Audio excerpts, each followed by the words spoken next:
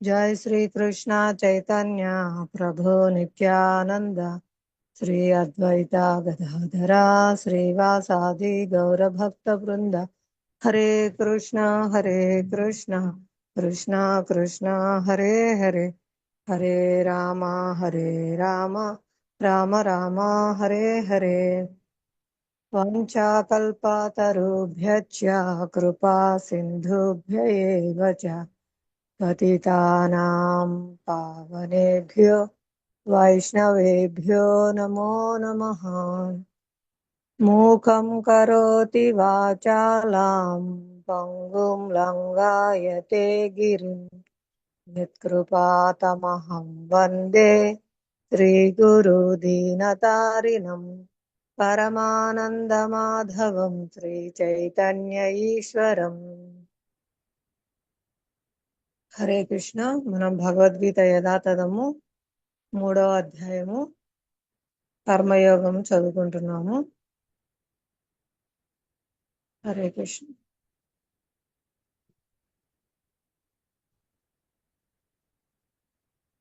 హరే కృష్ణ.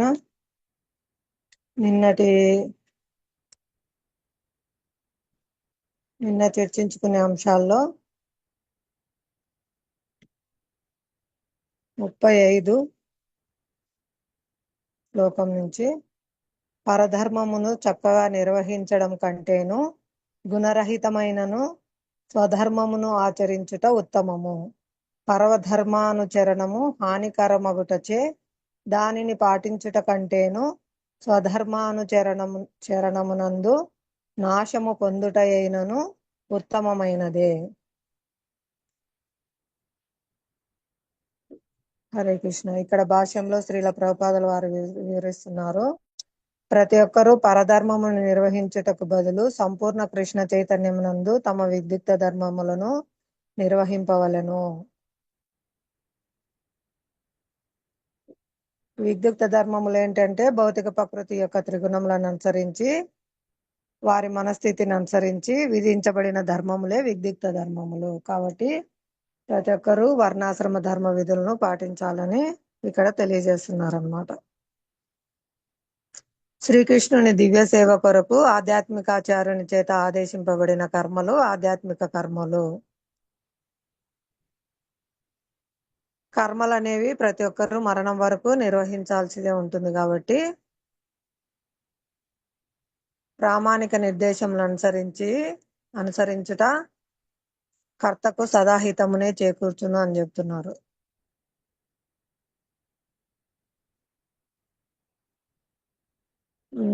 ఎందుకంటే జీవుడు భౌతిక గుణ ప్రభావం నందున్నాడు కాబట్టి తన స్థితికి అనుగుణంగా విధింపబడిన నియమములను చక్కగా పాటింపవలను అని చెప్పారు. ఉదాహరణకు సత్వగుణం నందుండేడు బ్రాహ్మణులు అహింసాపరుడుగా ఉండును, కానీ రజోగుణం నందుండేడు క్షత్రియులు హింసాపరులై ఉండును. కనుక క్షత్రియుడు అహింసా సిద్ధాంతం అనుసరించి బ్రాహ్మణుని అనుసరించుట అంటే తన యొక్క స్థితిలో క్షత్రియ ధర్మాన్ని అనుసరించుచు పరాజయాన్ని పొందినా కూడా అది ఉత్తమమే. ఈ విధంగా ప్రతి ఒక్కరు కూడా తమ హృదయ కల్మషమును క్రమ పద్ధతి ద్వారా శుద్ధిపరచుకొనవలనే గాని హఠాత్తుగా కాదు. ఈ విధంగా భౌతిక త్రిగుణములకు అతీతమై ఉంది కృష్ణ చైతన్యము.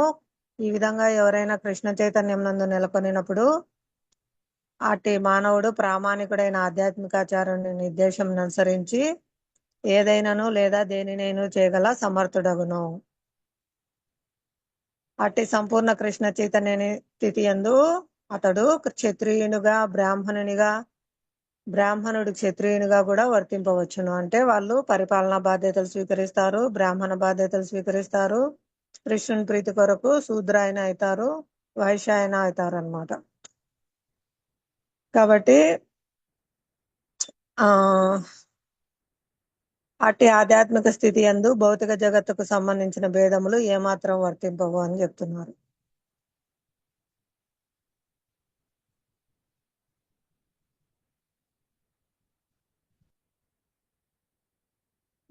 ఈ విధంగా ప్రతి ఒక్కరూ వర్ణాశ్రమ ధర్మం పాటిస్తూనే పూర్తి కృష్ణ చైతన్యంను కలిగి ఉండవలను అని ఈ భాష్యంలో శ్రీల ప్రభుపాద వారు వివరించారు. శ్రీల ప్రభుపాదకి జై. 36వ శ్లోకంలో అర్జున వాచ, ఓ వృష్టి వంశ సంజాతుడా, అనిష్టముగా నేనును బలవంతముగా నియుక్తుమైన వాని వలె మానవుడు దేనిచే పాపకర్మములను చేయుట ఎందు ప్రేరేపింపబడుచున్నాడు. పరమాత్మ యొక్క అంశమగుట చేత జీవుడు సహజంగానే ఆధ్యాత్మికుడై పవిత్రుడై సమస్త భౌతిక కల్మషముల నుండి విడివడి ఉండును. కనుకనే స్వభావరీత్యా అతడు ఈ భౌతిక జగత్తుకు సంబంధించిన పాపములకు అతీతుడు. కానీ భౌతిక ప్రకృతితో సంపర్కమును కలిగి ఉన్నప్పుడు కొన్ని మార్లు ఎట్టి సంకోచము లేకుండా తన సంకల్పమునకు విరుద్ధముగా కూడా ఎన్నో రకాల పాపకార్యములను చేయుచుండును. కనుకనే అర్జునుడు జీవుల విరుద్ధ స్వభావమును గూర్చి శ్రీకృష్ణుని ముందించిన ప్రశ్న ఆలోచనాపూరితమైనటిది. జీవుడు కొన్ని మార్లు పాపకార్యం చేయుటను వాంఛింపకున్నను బలవంతముగా వారు అట్లు చేయుటకు ప్రేరేపింపబడుదురు. అట్టి పాపకార్యములు అంతరమందున్న పరమాత్మచే ప్రేరేపింపబడినవి. తర్వాతి శ్లోకమున భగవానునిచే వివరింపబడినట్లు దానికి మరో కారణము కలదు. 37వ శ్లోకంలో శ్రీ భగవాను వాచ, శ్రీకృష్ణ భగవానుడు పలికెను, అర్జున, రజోగుణ సంపర్కం వలన పుట్టిన కామమే తదుపరి క్రోధముగా పరిణమించును. అదియే ఈ ప్రపంచమునకు సర్వమును హరించునట్టియు పాపభూయిష్టమైన గొప్ప శత్రువు. ఈ రజోగుణ ప్రభావం వల్ల పుట్టే కామమే, ఆ కామం తీరకపోతే తదుపరి క్రోధంగా పరిగణిస్తుంది, తీరితే లోభంగా పరిగణిస్తుంది. అదే గొప్ప శత్రువు, పాపభూయిష్టం అని చెప్తున్నారు.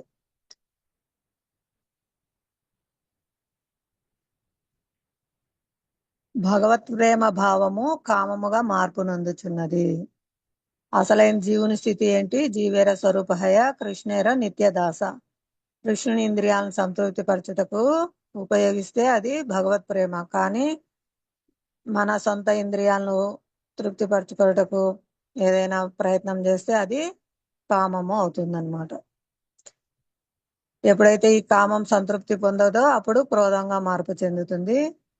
క్రోధం మోహంగా మార్పు చెందును. ఆ మోహమే జీవుని భౌతిక జీవితమును కొనసాగించును.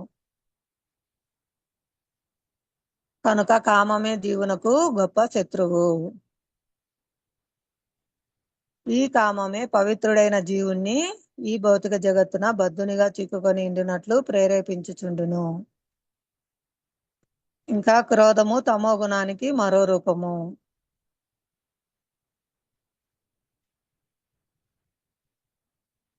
కనుకనే మనకు నిర్దేశింపబడిన జీవన విధానము మరియు కర్మము ద్వారా రజోగుణము నుండి తమో గుణమునకు పతనం చెందుటకు బదులు సత్వగుణమునకు ఉద్ధరింపబడినచో మానవుడు ఆధ్యాత్మిక ఆసక్తితో క్రోధం చేత పతనం పొందకుండా రక్షింపబడును.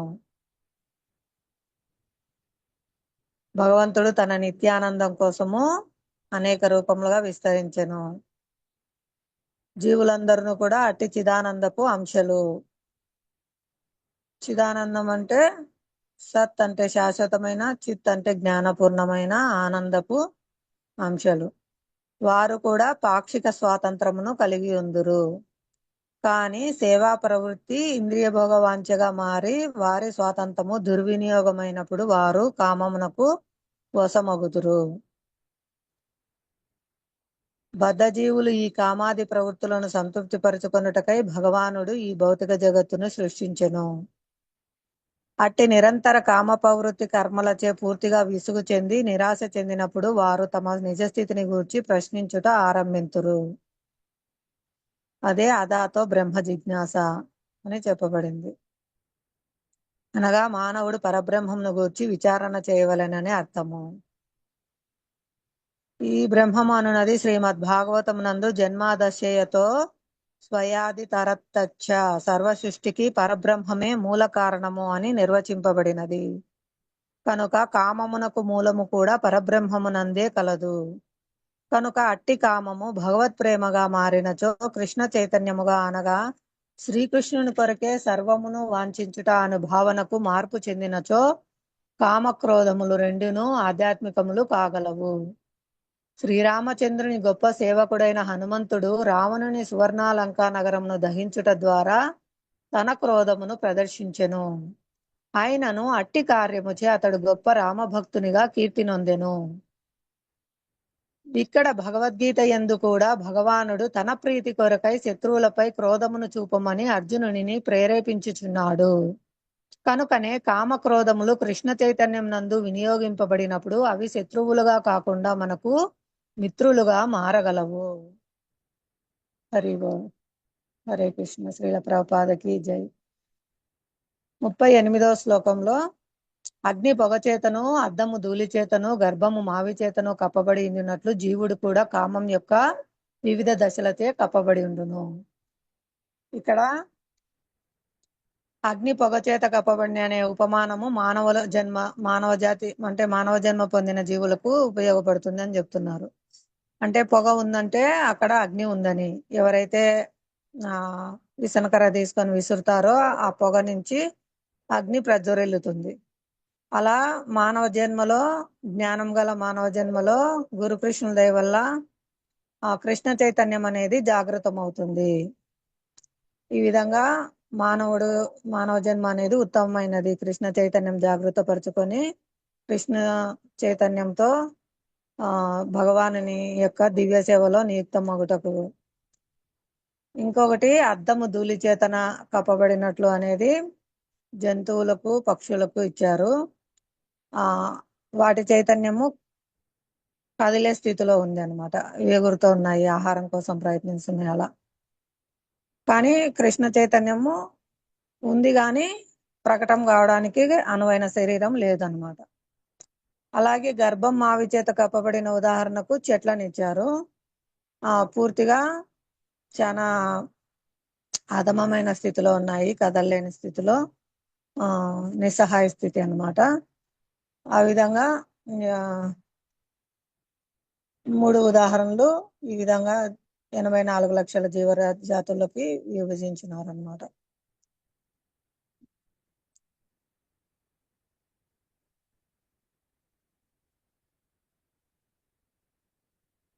ఈ విధంగా ఈ మానవ జన్మ భౌతిక బహుబంధముల నుండి విడివడుటకు ఒక చక్కని అవకాశంను కల్పించును.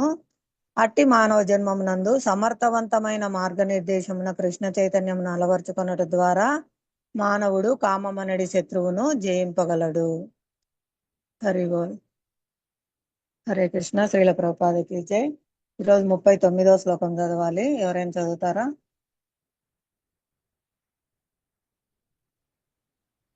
హరే కృష్ణ మాతాజీ. చదువునా మాతాజీ? చదవండి మాతాజీ.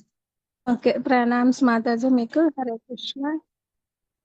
అవృతం జ్ఞానమేతేన జ్ఞానినో నిత్యవైరిణ కామరూపేణ కౌంతే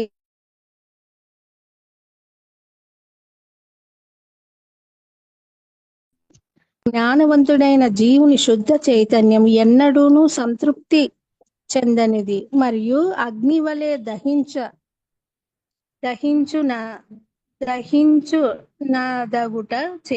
దహించునదగుట చేత అతని కామరూప నిత్య శత్రువుచే కప్పబడి ఉండును. భాష్యం మాతాజీ. నిరంతర ఇంధనముచే అగ్ని ఆర్పబడినట్లుగా ఇంద్రియ భోగానుభూతి ద్వారా కామము ఎన్నడూనూ తృప్తి చెందదని మనుస్మృతి 2.94లో చెప్పబడెను. ఈ భౌతిక జగత్తులో సమస్త కర్మలకు మైథున భోగానుభూతియే కేంద్రముగా ఉండును. కనుకనే ఈ భౌతిక జగత్తు మైథునాగారము లేక మైథున భోగబంధముగా పిలువబడును. కారాగారంలో నేరస్తులు బంధింపబడినట్లుగానే భగవంతుని ఆదేశాలను ఉల్లంఘించు వారు మైథున భోగముచే బంధింపబడుదురు. ఇంద్రియ భోగమును పరమావధిగా భావిస్తూ సాధించు భౌతిక నాగరిక పురోగతి జీవుని భౌతిక సంసార బంధములను పొడిగించుటయేనని భావము. కనుక అజ్ఞానముకు చిహ్నమైన కామమే జీవుని భౌతిక జగత్తులో బంధిస్తుండెను. మానవుడు ఇంద్రియ భోగమును అనుభవించినప్పుడు ఏదో కొంత సుఖ భావన కలగవచ్చును. నిజమునకు అట్టి నామమాత్ర సుఖ భావనయే ఇంద్రియ భోగికి నిత్య శత్రువు. హరే కృష్ణ మాతాజీ. హరే కృష్ణ మాతాజీ, వివరించండి. మాతాజీ మీరే చెప్పండి మాతాజీ. హరే కృష్ణ. పర్వాలేదు, అర్థమైనంత వరకు చెప్పండి. శ్రీల ప్రభుపాదాదయ. హరే కృష్ణ. మాతాజీ, ఈ మొత్తము ఈ భౌతిక జగత్తులో ఈ సమస్త కర్మలకు కూడా అంటే ఈ మైథున మైథున భోగానుభూతియే కేంద్రంగా ఉంది అనేసి చెప్తున్నారు మాతాజీ. అంటే ఈ భౌతిక జగత్తు మైథునాగారము లేకపోతే మైథున భోగబంధంగా పిలువబడుతుంది. ఆ ఈ కారాగారంలో నేరస్తులు బంధింపబడినట్లుగా ఆ ఈ కారాగారంలో ఎవరైతే నేరస్తులు బంధించబడి ఉంటారో మాతాజీ, అట్లనే ఎవరైతే ఈ భగవంతుని యొక్క ఆదేశాలను ఉల్లంఘిస్తారో వాళ్ళు ఈ మైథున భోగం అనే దీంట్లో బంధించబడి ఉన్నారు అనేసి చెప్తున్నారు మాతాజీ. ఆ ఇంద్రియ అంటే ఆ ఈ మైథునం వలన కొంత శారీరక సుఖము లభించవచ్చు, కానీ అది అదే మనిషికి నిత్య శత్రువు అనేసి చెప్తున్నారు మాతాజీ. హరే కృష్ణ మాతాజీ, నాకు అర్థమైంది చెప్పాను మాతాజీ. హరే కృష్ణ. హరే కృష్ణ మాతాజీ, ధన్యవాదాలు. హరే కృష్ణ. ఇక్కడ మామూలుగా మనకు బయట ఎవరైనా నేరం చేస్తే మనం సినిమాల్లో అందుకు చూసింటాం, సంఖ్యలు వేసింటారు కదా. అవి అందరికి కనిపిస్తాయి. కానీ ఇక్కడ జీవుడు భోగించాలనే వాంఛ ఉన్నప్పుడు అతని భౌతిక జగత్తుకు పంపిస్తారు. అతనికి కనిపించని సంఖ్యలు ఏంటంటే ఈ మైథున భోగం అనే వాంఛ, కనిపించని సంఖ్యలు. ఆ విధంగా దీన్ని భౌతిక జగత్తును మైథునాగారం అంటున్నారు. ఇది కారాగారము. మైథునం అనే సంఖ్యలతో బంధింపబడి ఉన్నారు. ఇంకా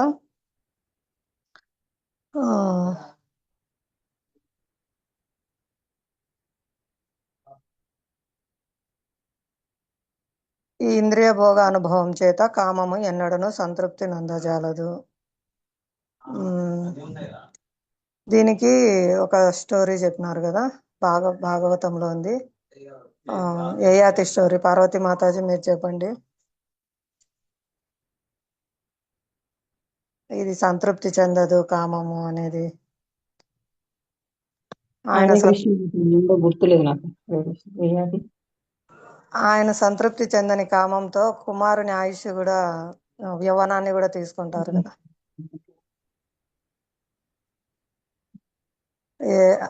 యయాతి కుమారుడిని చిన్న కుమారుడు ఇస్తారు యవ్వనాన్ని వాళ్ళ తండ్రికి.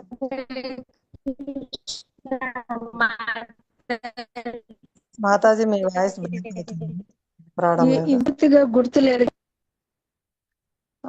చెప్పండి మాతాజీ. హరే కృష్ణ మాతాజీ.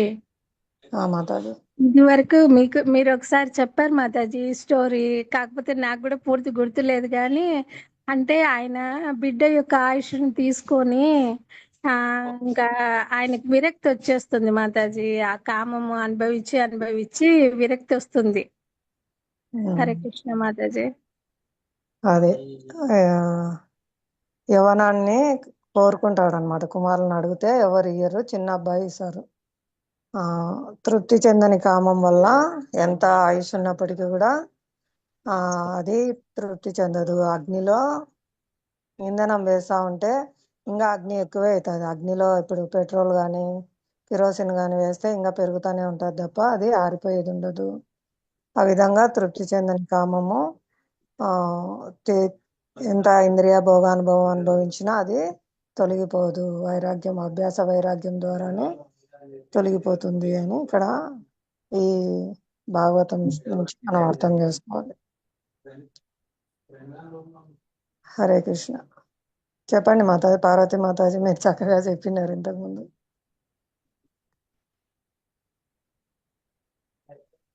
హరే కృష్ణ. హరే కృష్ణ మాతాజీ. హరే కృష్ణ. మీరే చెప్పండి మాతాజీ, నాకు సరే గుర్తులేదు. సరే, అదేలేండి. ఆయన ఆయన యవ్వనం కాకుండా ఇంకా కుమారులది కూడా అడిగినాడు. అది ఎంత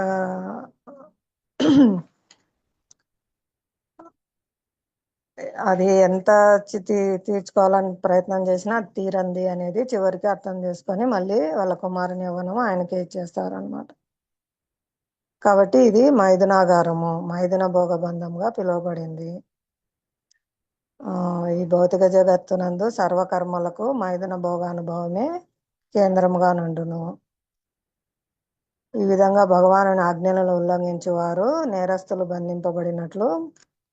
బంధింపబడి ఉంటారు అని చెప్తున్నారు. కనుక అజ్ఞానముకు చిహ్నమైన కామమే జీవుణ్ణి ఈ భౌతిక జగత్తునందు బంధించుచున్నది. మానవుడు ఇంద్రియ భోగంను అనుభవించినప్పుడు కొంత సుఖ భావనం కలగవచ్చును. వాస్తవమునకు అట్టి నామమాత్ర సుఖ భావనం అన్నది ఇంద్రియ భోగికి నిత్య శత్రువు. ఎంతో కొంత ఆనందం ఉంది కాబట్టే దానికి బంధింపబడుతున్నారు. ఈ భౌతిక జగత్తులో ఉన్నతమైన ఆనందము అదే అనుకుంటారు, కానీ అది మానవునికి నిత్య శత్రువు అని చెప్తున్నారు ఇక్కడ. అందుకే ఆచార్యులు చెప్తారు, సక్రమమైన వివాహం చేసుకునే బంధమైనా కూడా వ్యభిచారమే అవుతుంది. ఎందుకంటే ఆ భర్త అనే అతను కృష్ణుని అంశ, కృష్ణునికి సంబంధించిన వాళ్ళు. భార్య అనే వాళ్ళు కూడా కృష్ణునికి సంబంధించిన వాళ్ళే అన్నమాట. అప్పుడు కృష్ణునికి సంబంధించిన అంటే కృష్ణుని ఆస్తిని అనుకోవాలి. అలా అంటే కృష్ణునికి సంబంధించిన వాళ్ళను భోగించాలనుకోవడం కూడా నేరమే అవుతుంది. అంటే కృష్ణుడు భర్త, అందరికి నాథుడు, సర్వ జగత్తుకు అంతా ప్రకృతి. కానీ భోగవాంఛ వలన పురుషుడు కావాలని ప్రయత్నిస్తున్నాడు జీవుడు. పురుష శరీరంలో ఉన్నప్పటికీ కూడా వాళ్ళు పురుష కాదు, ప్రకృతి అన్నమాట. భగవంతుడు ఒక్కడే పురుషుడు. ఎవరైతే స్త్రీదేహంలో ఉన్నప్పటికీ కూడా భోగవాంఛ కలిగి ఉంటే వాళ్ళు పురుష కావడానికి ప్రయత్నిస్తున్నట్లే. కానీ ఎన్నటికీ ఎవరు పురుష కాలేరు. పురుష అంటే భోగించేవాడు కృష్ణుడు ఒక్కడే అన్నమాట. ఆ విధంగా ఏ విధంగా ఆలోచిస్తారంటే భక్తులు, ఈయన గురుకృష్ణుల సేవ కొరకు ఉద్దేశింపబడిన వారు, నా ఆనందం కొరకు కాదు. నేను గురుకృష్ణుల సేవకు ఉద్దేశింపబడిన దాన్ని, ఇతరుల ఇంద్రియ ప్రీతి కొరకు కాదు. కాబట్టి మేము కృష్ణ చైతన్యంతో గురుకృష్ణుల సేవ చేస్తూ జీవించాలి అనే భావన కలిగి ఉంటారన్నమాట. ఒకవేళ పూర్తిగా పాటింపలేకున్నాను మనసులో కానీ భగవంతుని దగ్గర, గురువు దగ్గర ఆ విధమైన ప్రార్థన చేస్తూ ఉంటే క్రమక్రమంగా దాని నుంచి బయటపడతారనమాట. ఎప్పుడు గుర్తు చేసుకుంటూ ఉండాలి, ప్రార్థన చేస్తూ ఉండాలి, హరినామం చేస్తూ చైతన్య మహాప్రభు, నిత్యానంద ప్రభున, పంచతత్వాన్ని అందరినీ ఆచార్యుల్ని వేడుకుంటూ ఉండాలి. దీని నుంచి నన్ను బయట వేయి, మా యొక్క హృదయ గంధిని తెంచివేయి. గురువు గొడ్డల్ లాంటి మాటల చేతనే హృదయ గంధి అనేది తెగిపోవున్నది. అనేకమైన ముడులను కలిగి ఉంటుంది. అది ఎవరికి విప్పడం సాధ్యం కాదు. కేవలం గురువు శాస్త్రం నుంచి గొడ్డల్ లాంటి మాటలతో దాన్ని కట్ చేస్తారనమాట. ఆ విధంగానే హృదయ గంధి తెగిపోతుంది జీవునికి. చాలాసార్లు క్లాసులలో కూడా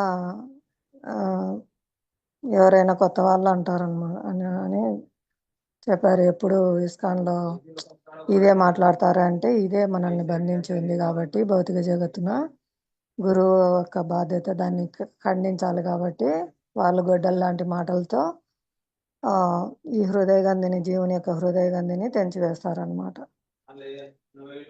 కాబట్టి ఈ విధంగా మనము గురుకృష్ణుని ఆశ్రయించి ప్రార్థన చేయడం ద్వారా ఈ భయంకరమైన శత్రువు కామం నుంచి బయటపడతాం. హరే కృష్ణ. హరే కృష్ణ. ఇంకా ఎవరైనా చెప్తారా ఈ 39వ శ్లోకం గురించి? హరే కృష్ణ మాతాజీ. ఈశ్వరమ్మ మాతాజీ ప్రణామాలు. మాతాజీ. ఇప్పుడే జాయిన్ అయినారా? సరే మాతాజీ. హరే కృష్ణ మాతాజీ. ప్రణామం. జితేంద్ర ప్రభుజీ, హరే కృష్ణ ప్రభుజీ, ప్రణామంలో.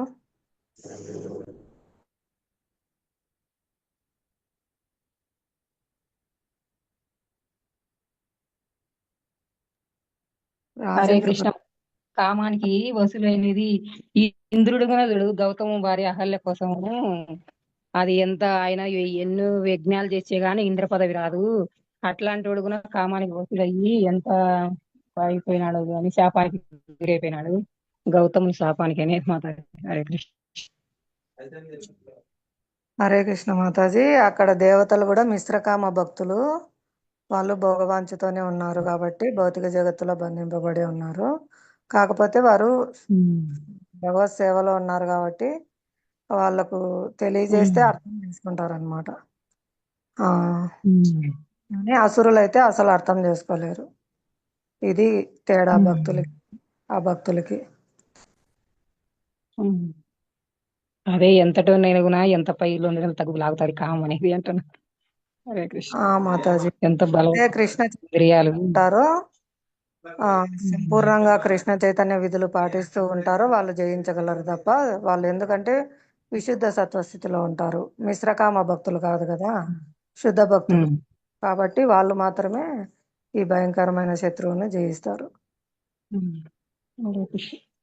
హరే కృష్ణ మాతాజీ. రాజేంద్ర ప్రసాద్ ప్రభుజీ, హరే కృష్ణ, ప్రణామాలు ప్రభుజీ. హరే కృష్ణ మాతాజీ. భగవద్గీత యథాతథము 3వ అధ్యాయము కర్మయోగంలో 39వ శ్లోకం Prabhuji. Okay Mataji.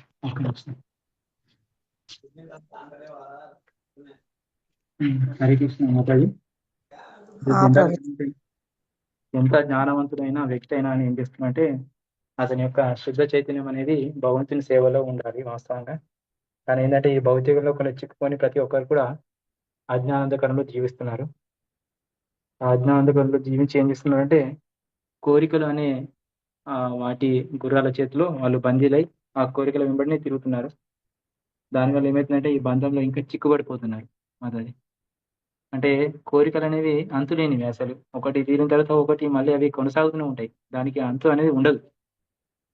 For example మన చుట్టుపక్కల ఉన్న ఒక ఇల్లుని చూసి మనము ఆ ఇల్లు కట్టుకోవాలనుకుంటాం. వాళ్ళ ఇంట్లో ఉన్న వస్తువులను చూసి ఇంకొక వస్తువు కొనుక్కోవాలనుకుంటాం. కానీ ఆ కోరిక అనేది అనంతం అది ఏమవుతుందంటే అది అగ్నికి ఆజ్యం పోసినట్లు. అగ్నికి ఆజ్యం పోస్తే ఎట్లయితే ఇంకా అగ్గి పెరుగుతుంది తప్ప తగ్గదు కదా మాతది.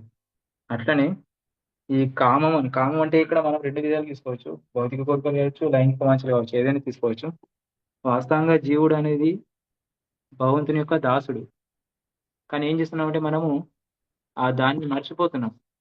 మర్చిపోయి ఏం చేస్తున్నామంటే ఇక భౌతిక లోకంలో ఏ జీవైనా కానీ సేవించడం, ప్రేమించడం 2 గుణాలు ఉంటాయి. సేవించడం, ప్రేమించడం. ఈ 2 గుణాలు అనేవి మనం ఏం చేస్తున్నామంటే భగవంతుని పట్ల కాకుండా భౌతిక లోకుల పట్ల చేయడం వల్ల ఏమవుతుందంటే ఈ బంధాల్లో చిక్కుకొని ఉంటున్నాం. ప్రతి ఒక్కరు చూడండి, ప్రతి ఒక్కరు బాస్ అనుకుంటారు. తన ఇంట్లో నేనే బాస్ అని అనుకుంటాడు. కానీ వాస్తవంగా ఏంటంటే అతను బాస్ కాదు. వాళ్ళందరికీ ఇంట్లో పిల్లలకు కావచ్చు, భార్య కావచ్చు, భర్త భార్యకు, తల్లిదండ్రులు పిల్లలకు ప్రతి ఒక్కరు సేవ చేస్తూనే ఉన్నారు. సేవ చేస్తుంటున్నారు. వాళ్ళ ద్వారా ఏదో ఆశిస్తున్నారు. కానీ ఎవరు కూడా తృప్తి పడతలేరు. ఎందుకు తృప్తి పడతలేరంటే దానికి కారణం ఇంకా ఏదో కావాలి అనే ఆకాంక్ష అది మందిలో ఉంటుంది. కాబట్టి ఎప్పుడైతే భగవంతుని కేంద్రంగా మనము ఇంటిలి పాది భగవంతుని సేవ చేసినట్లయితే ఏమవుతుందంటే ప్రతి ఒక్కరు కూడా తృప్తి పడతారు. ఆ కామంలో చిక్కుకొని పోరని తెలుస్తుంది. అయితే మరి భౌతిక బంధాలు ఎందుకు చిక్కుకున్నామంటే వాస్తవంగా తల్లిదండ్రులు కూడా తన పిల్లలు ఆడుకుంటున్నప్పుడు ఏం చేస్తారంటే చిన్నగా ఉన్నప్పుడు నేను కూడా వంట చేస్తాను వస్తాను అన్నట్టు. వంట చేస్తాను వస్తాను అంటే సరే నీతో చేత కాదు, నీకు చేతులు కాల్చుకుంటావు, అవునా, రొట్టెలు చేయరాదు, చేతులు కాల్చుకుంటావు, నీ పండుకుంటుంది అది అని ఏం చేస్తారంటే వాళ్ళకు అనుగుణంగా ఒక ఆట వస్తువులు ఇచ్చేసి మరి ఆడుకోరని ఇచ్చేస్తారు. వాళ్ళు ఏం చేస్తారు, చిన్న పిల్లలు ఏం చేస్తారంటే కొంచెం పిండి ముద్ద అవి కానీ వాటితోటి చపాతి పూరి అది అనుకుంటా ఏది లేని వస్తువులను ఆపాదిస్తూ వాళ్ళు ఏం చేస్తారంటే పులిహోర అది అని కూడా ఇచ్చేస్తారు. దానివల్ల ఏమవుతుంది, పిల్లలు ఆ వంట అయిన తర్వాత ఆ తల్లి పిలుస్తుంది, రండి భోజనం చేస్తారంటే వాళ్ళు ఆటలోకులను కూడా ఏం చేస్తారంటే మర్చిపోతారు ఆకలిని. తర్వాత ఎప్పుడైతే దానిలో విసుగు పుడుతుందో విసుగు పుట్టినప్పుడు మాత్రమే ఇప్పుడు ఆకలి అనేది వాళ్ళకు గుర్తొస్తుంది. గుర్తొచ్చి ఏం చేస్తారు, అమ్మ పట్ల ఏంటి దగ్గరికి వచ్చేసి అన్నం ఇమ్మని చెప్తారు అన్నట్టు. ఇక్కడ కూడా భౌతిక లోకాలు ఏం చేస్తున్నారంటే, భగవంతుడు కూడా ఏం చేస్తున్నారంటే మనం అందరం విముఖంగా ఉన్నాం. ఎప్పుడైతే జీవి విముఖంగా ఉంటాడో ఏం చేస్తాడంటే ఈ భౌతిక జగత్తును సృష్టిస్తాడు. సృష్టించి నీకు భోగించాలన్నది కదా, సరే ఎంతవరకు భోగిస్తావో భోగించు అని ఈ యొక్క భౌతిక లోకాన్ని సృష్టించడం జరుగుతుంది. అప్పుడు ఎప్పుడైతే జీవికి ఇక్కడ ఎటువంటి ఆనందం లేదు మనం తెలుసుకుంటాడో అప్పుడు మాత్రమే భగవంతుని వైపు సుముఖంగా తను ప్రవర్తిస్తాడు. అప్పుడు తల్లి ఎట్లయితే ఆహారం పెడుతుందో భగవంతుడు కూడా తన కరుణ చూపులతోటి ఆ జీవిని తన వైపుకు లాగుకుంటాడు. కాబట్టి ఈ భౌతిక లోకంలో అనేది కామం అనేది మైథునాగారం అన్నారు కదా, దాంతో అందరు బంధంలో చిక్కుకుంటున్నారు. ప్రతి వ్యక్తి కూడా పొద్దు నుంచి సాయంత్రం వరకు చేసేది కారణం ఏంటిదంటే ఆ కొద్ది క్షణాల కోసం ఆ విధంగా ఇందులో చిక్కుకుంటున్నాడని చెప్తున్నాడు. కాబట్టి ఈ కామమే ప్రతి ఒక్కరికి శత్రువుగా భావించడం జరుగుతుంది. కాబట్టి మానవ జన్మ వచ్చిందే ఈ యొక్క జీవితాన్ని తరించడానికి, భౌతిక లోకం నుంచి భగవద్ధామానికి వెళ్ళడానికి. కాబట్టి దీన్ని జయించాలి అని మనకు ఈ శ్లోకం ద్వారా తెలుస్తుంది మాతాజీ. హరే కృష్ణ. హరే కృష్ణ. ధన్యవాదాలు ప్రభుజీ, చాలా చక్కగా వివరించారు. హరే కృష్ణ. హరి ఓం.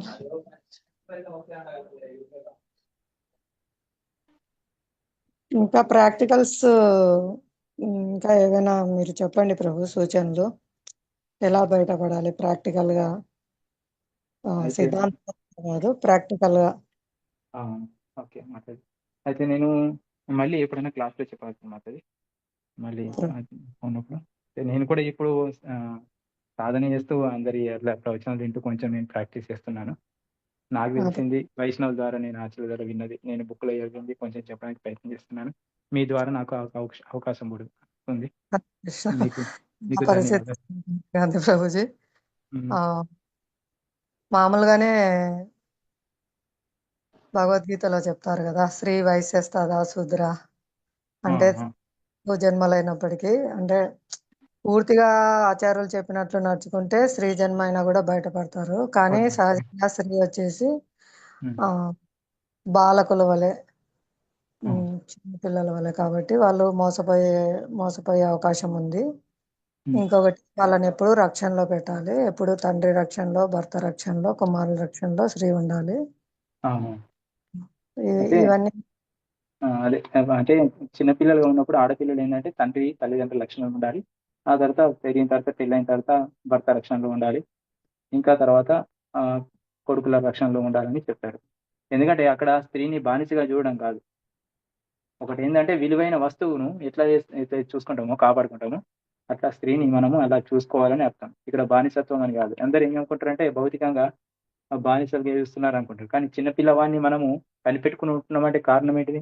అతను చెడ్డదారిలో పెట్టకుండా ఉండడానికి అతన్ని కనిపెట్టుకుంటూ ఉంటాం. చిన్నపిల్లవాడు ఎక్కడైనా దెబ్బలు లాగేసుకుంటూ కావచ్చు, రోడ్డు మీద అని చిన్నపిల్లల దగ్గర ఉంటూ, అంటే మన కను చూపులో ఉంటూ వాళ్ళను ఆటలు ఆడిపిస్తూ ఉంటాం. అలాగే అమ్మాయిలను కావచ్చు, స్త్రీని కావచ్చు, అట్లా బానిస కాకుండా తన రక్షణలో ఉండడానికి మాత్రం వాళ్ళు చూస్తారని చెప్పారు.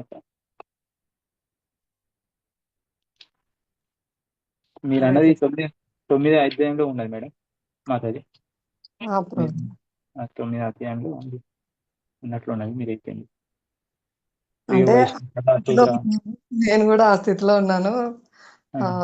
ఆచార్యుల రక్షణ అంతకు మించి ఏం లేదు నాకు ప్రభు. నా రక్షణ అయితే చాలా ముఖ్యమైనది ఇది. ఈ భౌతిక జగత్తులో అందరూ బద్ధజీవులు, 4 లోపాలతో కూడి ఉంటారు. తప్పకుండా పొరపాట్లు చేస్తారు. అసంపూర్ణమైన ఇంద్రియాలు ఉంటాయి. మా భ్రాంతికి మాయకు లోనవుతారు. ఇతరులను చేసే స్వభావం. మోసపెడతారు.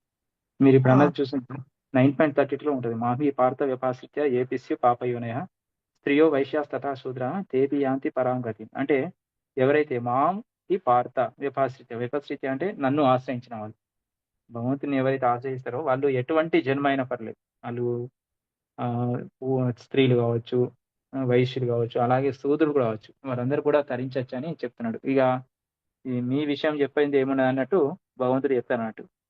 బ్రాహ్మణుల విషయం చెప్పేది ఏమున్నది, మామూలు ఈ జనాలే తరించినప్పుడు నన్ను ఆశ్రయిస్తే బ్రాహ్మణుల విషయాలు మీకు చెప్పేది ఏమున్నది అన్నట్టు చెప్తూ ఉంటారు అన్నట్టు.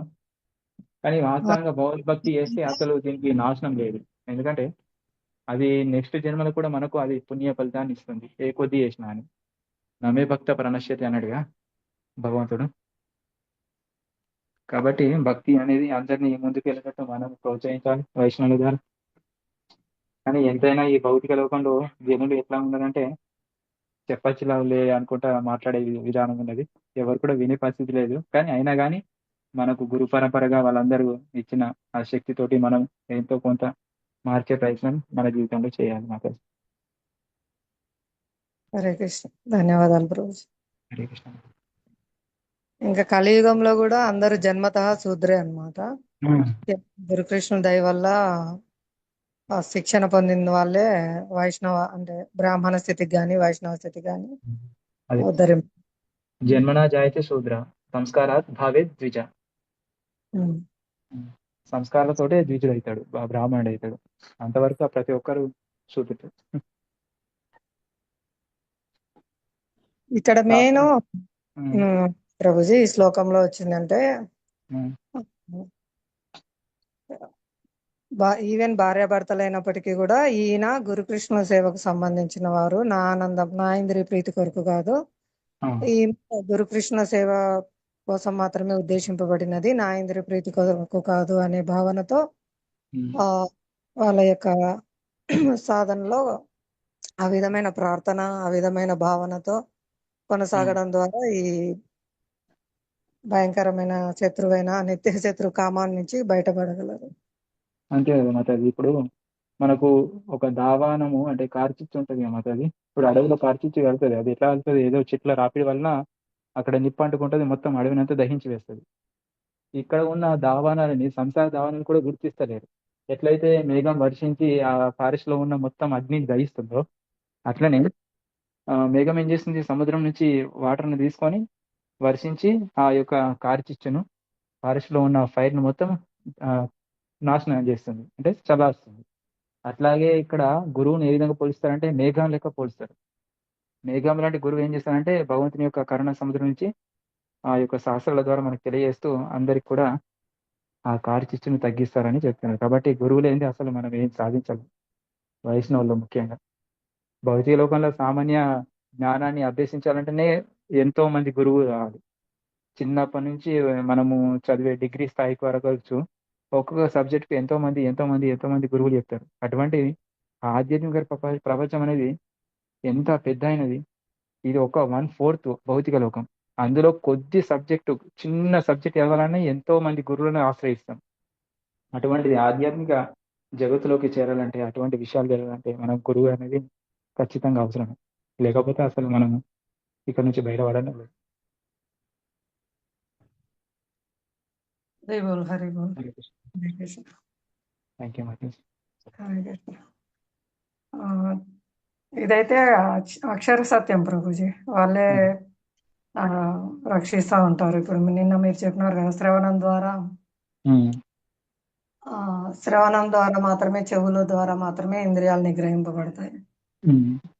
గురువు నుంచి వినడం ద్వారా వారి యొక్క గొడ్డల లాంటి మాటల చేతనే హృదయ గంధి అనేది కూడా తెగిపోతుంది. ఇంకా వేరే మార్గమే లేదు, దాన్ని ఎవరు విప్పుకోలేరు.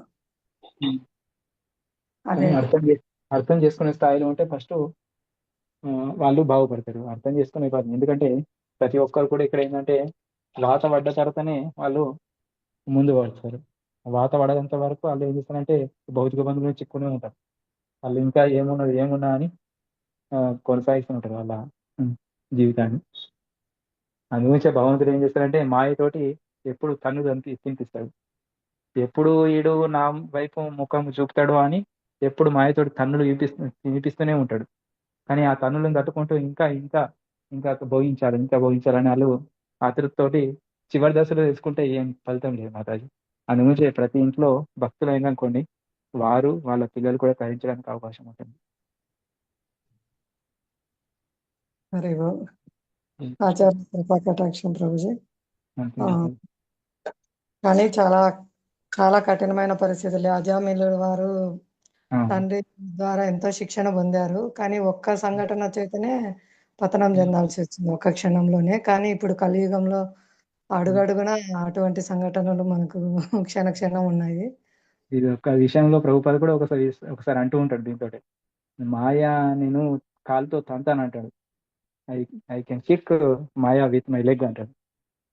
కానీ మళ్ళా లోపలికి వెళ్ళి భగవంతుని ప్రార్థిస్తాడంట. ఏమని? భగవంతా నన్ను ఈ మాయ నుంచి కాపాడు. అయితే ఒక శిష్యుడు అడుగుతాడట, ప్రభుపాద మీరేమో అక్కడ అట్లా చెప్పారు, ఇక్కడ నేను ఇట్లా ప్రార్థిస్తాను అంటే, అవును అదే కదా మాయ. మాయ ఎప్పుడు ఏం చేస్తుందో తెలియదు, కానీ నేను బయట గంభీరంగా ఉండొచ్చు మనం, కానీ ప్రభుపాద అసలు వాడే అట్లా ప్రార్థించినట్టే మనం ఇంత ఆఫ్టర్ మనకు శిష్యుడు అడిగినట్టు మాయను నేను కాలుతో తంతాను అని చెప్తాను అన్నట్టు ఒక సందర్భంలో ప్రవచనమిస్తూ. అదే శిష్యుడు విని లోపలికి పోయి ప్రార్థిస్తున్నట్టు నన్ను మాయ నుంచి కాపాడని ప్రభుపాద. అంటే ఆ స్థాయిలో ఉన్న వాళ్ళే మాయ నుంచి కాపాడడానికి భగవంతుని శరణు వెళ్ళినప్పుడు మనం ఇదే స్థాయి ఎట్లా మాత్రం అవును అంత ప్రభుజీ. డేంజర్ ఉంటుంది. గురుకృష్ణుల దయ వల్లనే బయట పడగలము, మన స్వప్రయత్నంతో కాదు. ఎలా అంటే ఉదాహరణకు ఒక బంధింపబడిన వ్యక్తి తాళ్ళతో తనంతట ఎన్నడూ విడిపించుకోలేరు. ఆల్రెడీ విడుదల పొందిన వారు వచ్చి విడిపిస్తేనే వాళ్ళు ఆ బంధాల నుంచి విడిపడతారు. అలా ఆధ్యాత్మికాచార్యుల దయ వల్లనే మనం ఈ బంధాల నుంచి విడిపడతాము. నా ప్రయత్నంతో అయితే అసలు సాధ్యం కాదు. హరే కృష్ణ. కృపా సిద్ధి కేవలం వాళ్ళ యొక్క కృప. హరే కృష్ణ ప్రభు. హరే కృష్ణ. నెక్స్ట్ ఎవరైనా చదువుతారా? 40వ శ్లోకం భావం భాష.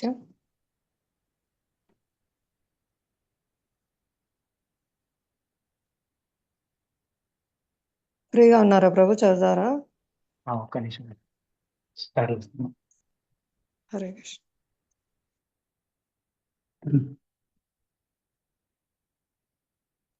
చదివి వివరించండి ప్రభుజీ. హరే కృష్ణ.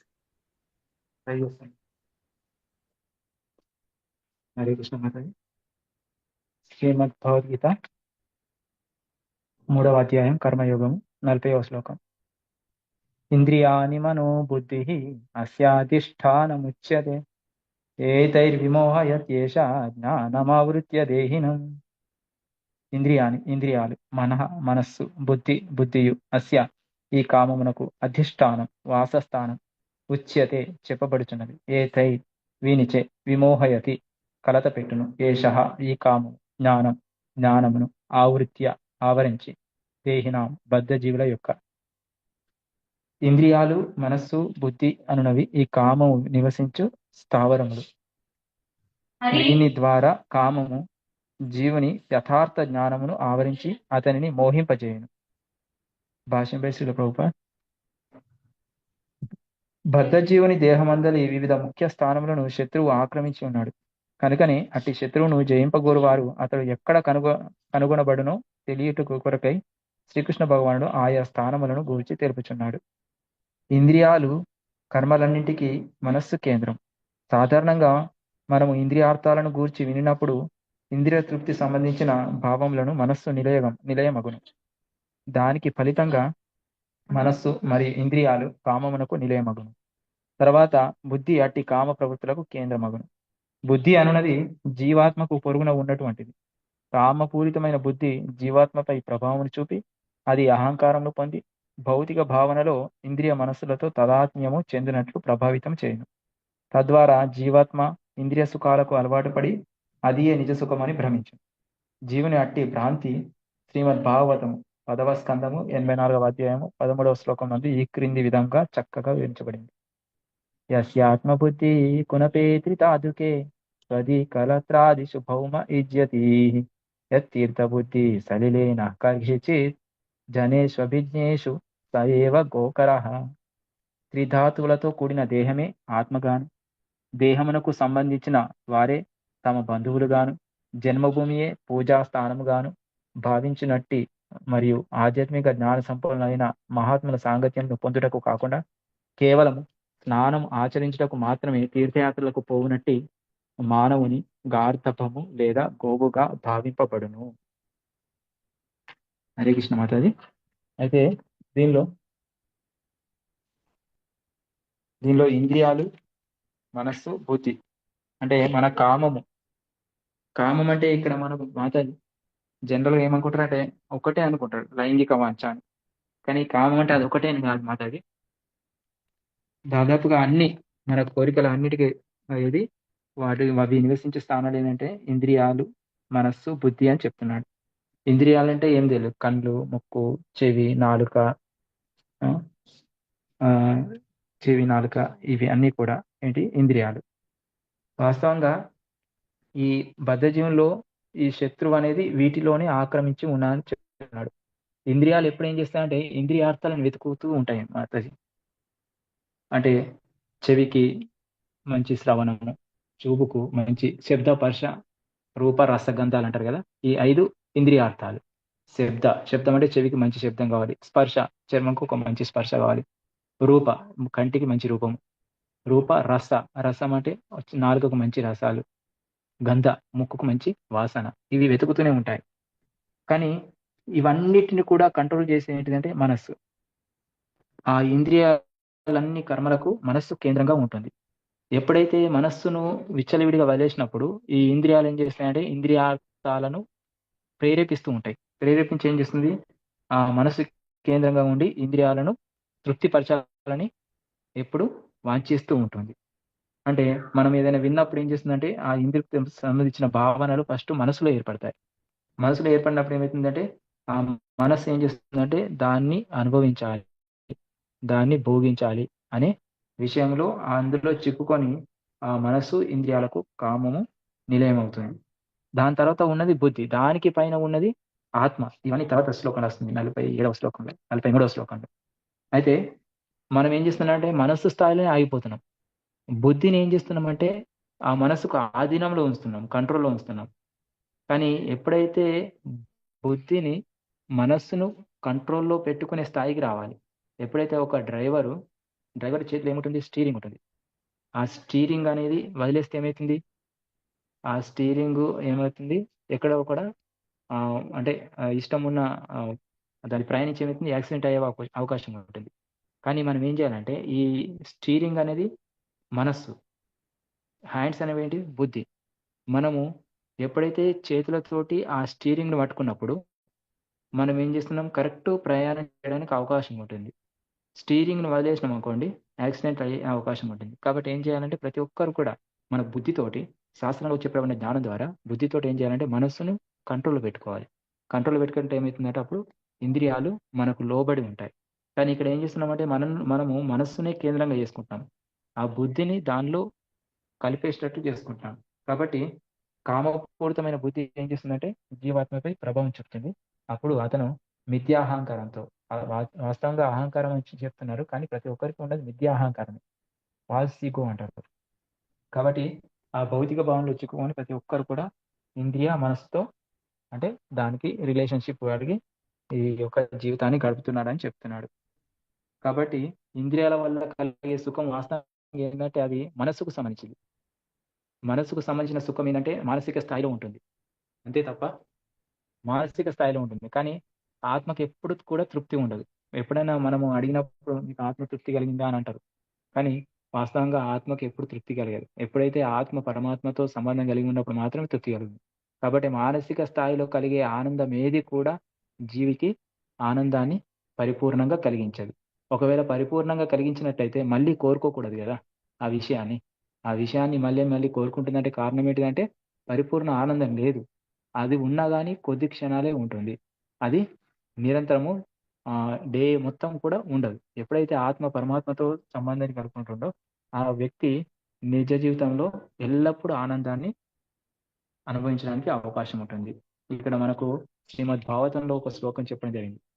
త్రిధాతులతో కూడిన దేహమే ఆత్మగా, దేహమునకు సంబంధించిన వారే తమ బంధువులుగా చెప్పడం జరుగుతుంది. జన్మభూమియే పూజా స్థానంగా భావించే వాళ్ళు అటువంటి ఆధ్యాత్మిక జ్ఞాన సంపన్నులైన మహాత్ముల సాంగత్యం పొందులకు కాకుండా కేవలం స్నానం ఆచరించడానికి మాత్రమే తీర్థయాత్రలకు పోతారని చెప్తున్నారు. అంటే ఇక్కడ త్రిధాతువులు అంటే ఏంటిదంటే మనస్సు, బుద్ధి, అహంకారం, వీటితో కూడిన దేహంనే ఆత్మగా భావిస్తున్నారు అందరూ. అంటే ప్రతి ఒక్కరు కూడా దేహాత్మ భావంలో ఉన్నారు. నేను, నాది అనే మమకారంలోనే మాత్రం ఉన్నాడు. తనకు సంబంధించిన వాళ్ళే నాకు బంధువులు, మిత్రులు, నేను పుట్టిన స్థలమే పూజా స్థానం. అట్లా వాళ్ళు ఉంటూ ఏం చేస్తున్నారంటే ఈ జీవితంలో వాళ్ళు ఆధ్యాత్మిక అంటే ఇప్పుడు వైష్ణవులు కావచ్చు, మనలాంటి వైష్ణవులు కావచ్చు, ఇంకా వేరే గురువులు కావచ్చు, చెప్పిన విషయాలను వినకుండా అంటే వాళ్ళ సాంగత్యం, వాళ్ళతో అసోసియేషన్ చేయకుండా కేవలము తీర్థయాత్రలకు వెళ్తారు. జనరల్‌గా మనము వెళ్తే ఏం చేస్తామంటే మనం అందరము గురువు ఆశ్రయించి వాళ్ళతో పాటు తీర్థయాత్రలకు వెళ్తాము. అక్కడ ఉన్న ప్రదేశాలను తెలుసుకుంటాము. వాటి యొక్క వైశిష్ట్యాన్ని తెలుసుకొని, అక్కడ జరిగిన లీలలు, భగవంతుడి లీలలు కావచ్చు, ఆచార్య లీలలు కావచ్చు, వాటిని తెలుసుకొని మనం ఎంతో ఆనందంగా ఉంటాం.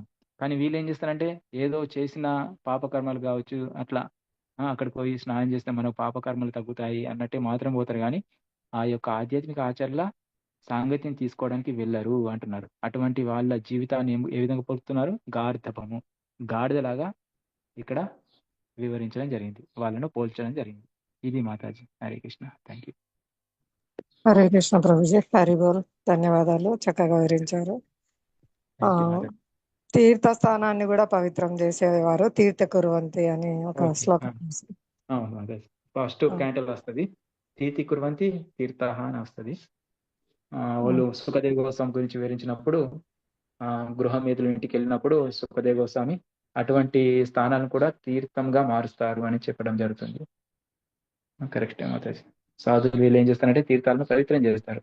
ఆ గంగా నది కూడా ఒకసారి చెప్తుంటారు అన్నట్టు, వీళ్ళు పాపం చేసిన వాళ్ళు నా నదిలో స్నానం చేసి పాపకర్మలన్నిటి కొన్ని పాపాలన్నీ కూడా నాలో వదిలేస్తున్నారు, మరి ఎట్లా, మరి నేను దీన్ని తీసుకోను అని గంగా నది ప్రార్థిస్తే సరే అని భగవంతుడు ఏం చేస్తాడంటే ఎప్పుడైతే సాధువులు వైష్ణవాచార్యులు వచ్చి మీ నదిలో స్నానం చేస్తారో ఆ పాపాలన్నీ కూడా వారికి చేరుతాయని భగవంతుడు చెప్పడం జరుగుతుంది.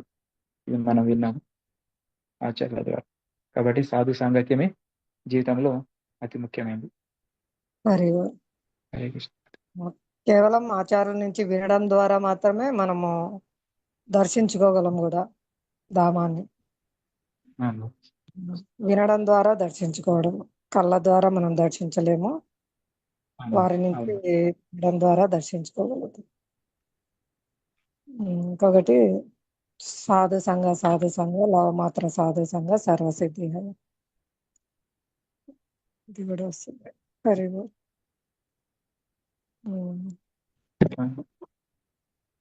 హరే కృష్ణ ప్రభు. ఇంకా ఎవరైనా చెప్తారా ఈ శ్లోకం గురించి, మీరు విన్నది, మీకు తెలిసినది? అందరూ ప్రయత్నించండి అధ్యయనం చేయడము, చర్చలో పాల్గొనడము. హరే కృష్ణ. ఈశ్వరమ్మ మాతాజీ, పార్వతీ మాతాజీ, లక్ష్మీ మాతాజీ.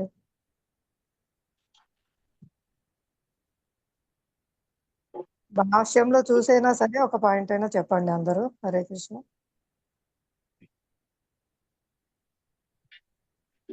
కృష్ణజీ. హరే కృష్ణ మాతాజీ. అంటే మాతాజీ ఇప్పుడు గురువుల ద్వారా అంటే వాళ్ళు దాన్ని అధిగమించి ఉంటారు కాబట్టి అటువంటి వారి నుంచి మనం శ్రవణం చేయడం ద్వారా ఆ సేవ చేసుకోవడం ద్వారా మనం కూడా అధిగమించే అవకాశం ఉంది అని చెప్తున్నారు. అంతే కదా మాతాజీ? అవును మాతాజీ. వాళ్ళ హృదయంలోని భక్తి, ప్రేమ, ఆ పవిత్రత అన్ని కూడా వారి నుంచి వినడం ద్వారా మనకు లభిస్తాయి. హరే కృష్ణ. హరి బోల్. హరే కృష్ణ మాతాజీ. చక్కని విషయం చెప్పారు. హరి బోల్. హరే కృష్ణ. ఇంకా అందరు ప్రయత్నించండి. ఈశ్వరమ్మ మాతాజీ మీరు చెప్పండి.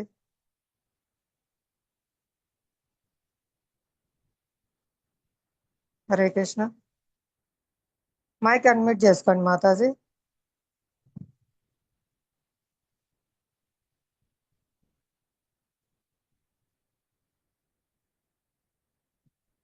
హరే కృష్ణ.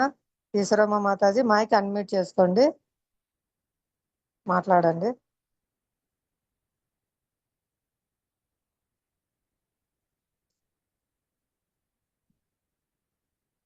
హరే కృష్ణ. ఇంకా 5 నిమిషాల సమయం ఉంది. ఈ తర్వాత ఎవరైనా చదవండి అయితే హరే 41వ కృష్ణ శ్లోకం. మాతాజీ. హరే పార్వతి కృష్ణ మాతాజీ. అవకాశం ఇద్దాం మాతాజీ, వాళ్ళు చదవకపోతే మీరు చదువుతారు. ఈశ్వరమ్మ మాతాజీ, పార్వతి మాతాజీ మీకు టైం ఉందా? 41వ శ్లోకం చదవగలరా? చదవనండి మాతాజీ, ఆ మాతాజీ చదవనండి మాతాజీ. హరే కృష్ణ వింటాను. చదవండి మీరు. మాతాజీ ఒకటి చదివారు. హరే కృష్ణ మాతాజీ, నేను చదివేదాన్ని కాదులేండి మాతాజీ, మీరు చదవండి. చెప్పండి మాతాజీ, మీరేం చెప్పాలనుకున్నారు? లేదులే మాతాజీ, ఈ అర్షిత్ను సమ్మర్ క్యాంప్ లో జాయిన్ చేశాను మాతాజీ 10 days. హరి బోల్. 3-4 days అంటే మార్నింగ్ మా ప్రభుజీ ఇచ్చి పెడతారు, వచ్చేప్పుడు నేను పిసుకొచ్చుకుంటాను. ఒక రోజు వెళ్తాను, ఒక రోజు వెళ్ళాను, కానీ వెళ్ళాలనుకుంటున్నాను మాతాజీ. కానీ భగవద్గీత క్లాస్ మిస్ అయిపోతున్నాను మాతాజీ. ఆ నైట్ పనుకుంటే అయితే నిద్రలో కూడా క్లాస్ వస్తుంది మాతాజీ. హరి యూట్యూబ్ లో వినండి. వీలైనంత వరకు ఆయన భక్తిలోకి ముందుకు తీసుకురావడం ముఖ్యమైనది కాబట్టి ఆయన చూసుకోండి. ఆ బుక్ తీసుకెళ్ళి అక్కడ ఫ్రీగా ఉంటుంది మాతాజీ, అక్కడ క్లాస్ అటెండ్ అవుదామా అనుకుంటున్నాను. మళ్ళీ సౌండ్ వస్తా ఉంటది మాతాజీ, అందుకని ఏం రాదులేండి మాతాజీ. వినాలని. కూర్చోండి, అటువైపు గోడవతలు కూర్చొని చదవండి. హరే కృష్ణ. అదే అట్లే అనుకుంటున్నాను మాతాజీ. హరే కృష్ణ. ఈశ్వరమ్మ మాతాజీ చదువుతారా? హరే కృష్ణ మాతాజీ, టైం అయిపోయిందమ్మా మాతాజీ. ఆ చెప్పండి మరి విషయాలు ఏంటన్నా. 40 అదే ఆ, అదే మన ఇంద్రియాలు నిగ్రహించుకోవాలంటే ప్రామాణిక గురువుల ద్వారానే మనం శ్రవణము, భక్తుల సాంగత్యము ఈ ఉండడం వల్ల మన మనస్సు, మన ఇంద్రియాలు నిగ్రహించుకోగలుగుతాము అనేది కూడా తెలుసుకున్నాం మాతాజీ. హరే కృష్ణ. హరి బోల్. హరే కృష్ణ మాతాజీ.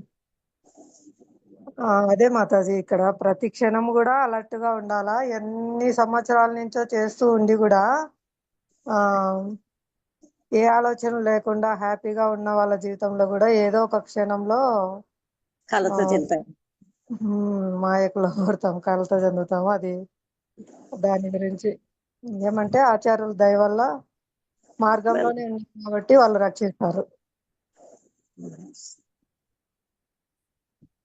అదే మాతాజీ, ప్రభుపాదుల వారు కూడా అక్కడ అమెరికాకు వెళ్ళి వాళ్ళు ఇండియాలో మునిగి ఐశ్వర్యంలో ఉన్న భగవంతుడు అంటే ఏమి తెలియదు అనే వాళ్ళకు కూడా ఈ హరినామం చెప్పి ఆయన ఉపదేశం ఇవ్వడం వల్ల అందరూ ఆ ప్రభుపాదుల వారి వెంట శిష్యులయ్యి అన్ని వదిలేసి నియమాలు పాటించి వాళ్ళు ఎంతో శిష్యులు అయిపోయినారు మాతాజీ. అమెరికన్ వాళ్ళు హిప్పీలు భక్తులు అయిపోయినారు.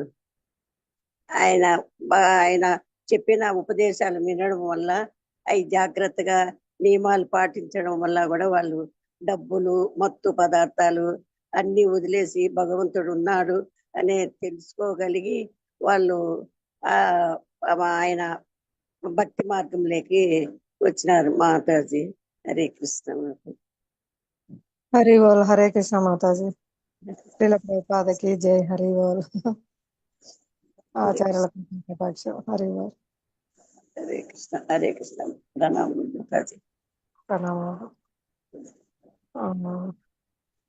అందరికి ధన్యవాదాలు చర్చలో పాల్గొన్నందుకు. హరే హరి బోల్. శ్రీమద్ భగవద్గీత యథాతథంకు జై. శ్రీమాన్ ఈరోజు పుత్తూరుకి వచ్చినారు మాతాజీ, ఇక్కడ పాదయాత్ర వాళ్ళు. హరి బోల్. హరి బోల్. హరే కృష్ణ. హరి బోల్. అయితే మీరు దర్శనం చేసుకున్నారు, పాదయాత్ర భక్తులు. కీర్తన అయిపోయిందా ఉదయం? ఉదయం అయిపోయింది. హరి బోల్. అదే ప్రభు చెప్పారు, కీర్తన చేస్తారంటున్నాను. ఎండలకు ఎంతో కష్టపడుతున్నారు భక్తులు, ఎద్దులు అన్నప్పుడు అందరి కోసం ప్రార్థన చేయండి అని చెప్పారు. ప్రభు రజవల్ల ప్రభు ప్రసాదం తీసుకొని పోయినారు మాతాజీ. అందరు భక్తులు కూడా ఉన్నారు ఇక్కడ నుండి.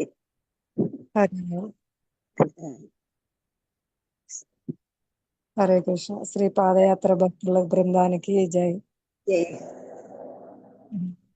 శ్రీల ప్రభుపాదకి జై. కోటి వైష్ణవ బృందకి జై. నామాచార్య శ్రీల హరిదాస్ ఠాకూర్ కి జై. సమావేశమైన భక్త బృందకి జై. సమావేశమైన భక్త బృందకి జై. సమావేశమైన భక్త బృందకి జై. హరే కృష్ణ.